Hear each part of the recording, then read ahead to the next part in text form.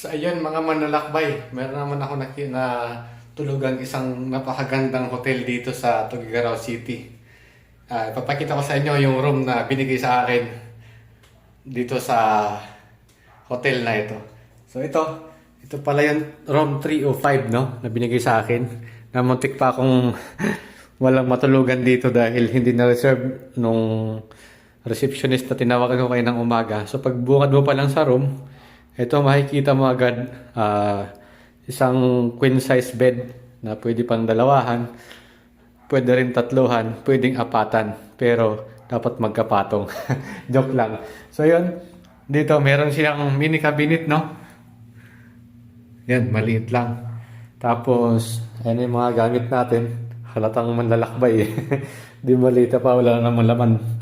Tapos, may TV siya. Hindi ko lang alam kung gumagana. So, susubukan natin.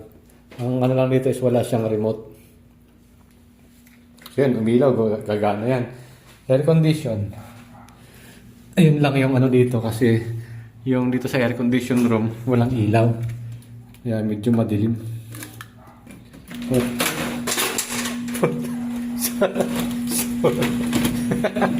Sorry.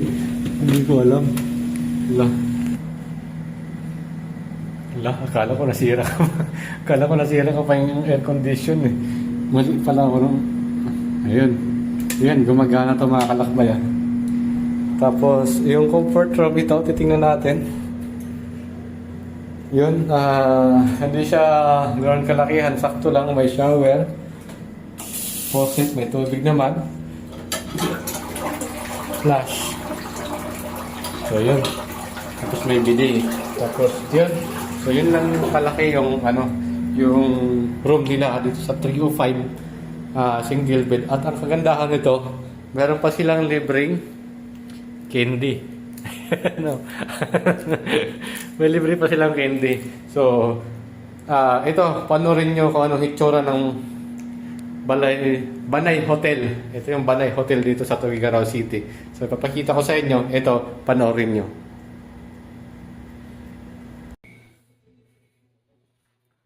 So ito yung pinaka-aisle ng third floor mga kalakbay.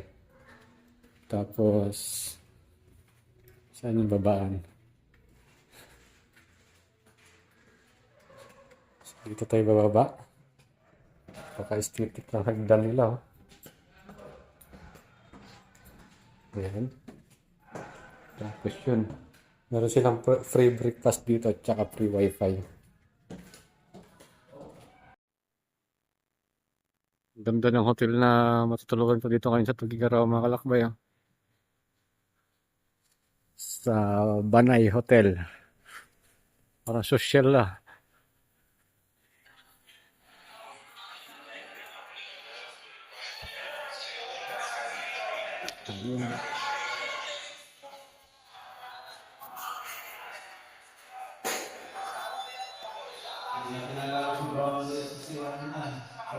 Wait, mga kalakbay.